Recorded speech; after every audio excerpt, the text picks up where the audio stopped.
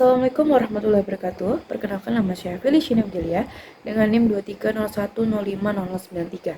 Di sini saya akan memaparkan hasil rangkuman materi pertama pada pertemuan pertama, yaitu mengenai berbagai pendekatan mengenai berbagai pendekatan terdapat pendekatan pembelajaran bahasa Indonesia di SD pada kelas rendah.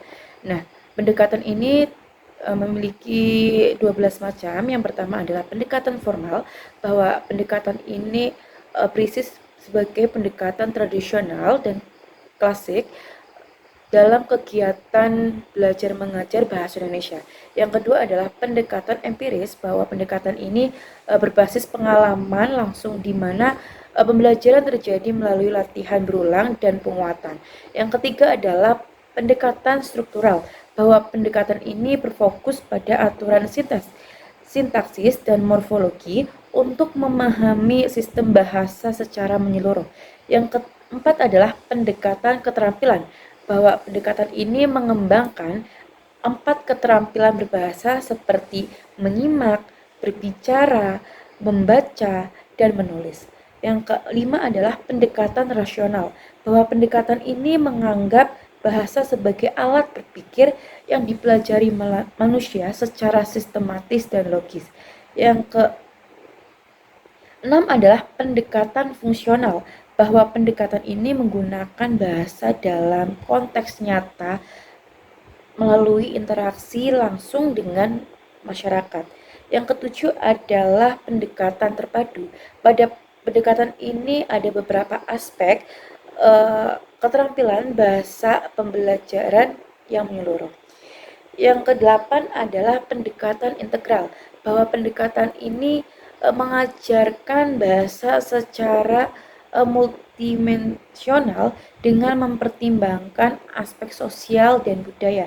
Dan kesembilan adalah pendekatan sosiolinguistik, bahwa pendekatan ini mempelajari hubungan antara bahasa dan fenomena sosial dalam masyarakat. Yang ke-10 adalah pendekatan psikologi, bahwa pendekatan ini memiliki faktor psikologis seperti motivasi dan kepribadian dalam proses belajar bahasa. Yang ke-11 adalah pendekatan psikolinguistik, bahwa pendekatan ini berisi untuk menganalisis bagaimana otak memproses bahasa dan perkembangan bahasa sejak kecil.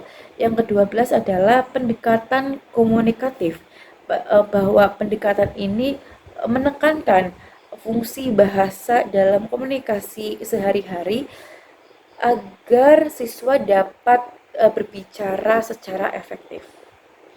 Nah, selanjutnya adalah metode pembelajaran bahasa Indonesia di SD pada kelas rendah, bahwa metode yang dirangsang secara sistematif agar sesuai dengan usia dan kebutuhan siswa. Nah, metode yang digunakan mencakup tata bahasa, membaca, audiolingual, komunikatif, integratif, tematik, kuantum, konstruktivistik, partipatori, dan kontekstual. Nah, untuk kelas rendah, metode yang umum diterapkan meliputi eja, suku kata, kata lembaga, global, dan SAS atau struktural analistik sintetik. Nah, selanjutnya adalah teknik pembelajaran bahasa Indonesia di SD pada kelas rendah. Bahwa teknik pembelajaran bahasa dan sastra Indonesia di kelas rendah adalah metode spesifik yang digunakan pendidik untuk mengajarkan menyimak, berbicara, membaca, dan menulis, serta menumbuhkan aspirasi sastra sesuai dengan kebutuhan siswa usia dini. Nah, bahwa teknik pembelajaran ini memiliki 12 teknik. Yang pertama ada ceramah, yang kedua ada tanya jawab, 3 diskusi, 4 resitasi, 5 demonstrasi, 6 brainstorming, 7 mengajar mengajar di laboratorium. Kedelapan, induktif, intuisi, dan discovery. Yang kesembilan adalah peragaan dramatisasi dan ostensif. Yang ke-10 adalah simulasi, main peran, dan sosis drama. Yang ke-11 adalah karya wisata dan bermain-main. Yang ke-12 adalah eklektif, campuran, dan serta merta. Nah, selanjutnya adalah strategi pembelajaran bahasa Indonesia di SD kelas rendah. Nah, untuk strateginya ada 5 strategi. Yang pertama adalah model pembelajaran yang meningkatkan motivasi siswa, meliputi role playing, discovery learning, problem solving, tanya jawab, dan diskusi. Yang kedua adalah pendekatan tambahan dalam pembelajaran yang mencakup ice breaking, tepuk semangat, literasi melalui video, dan peninjauan materi sebelumnya.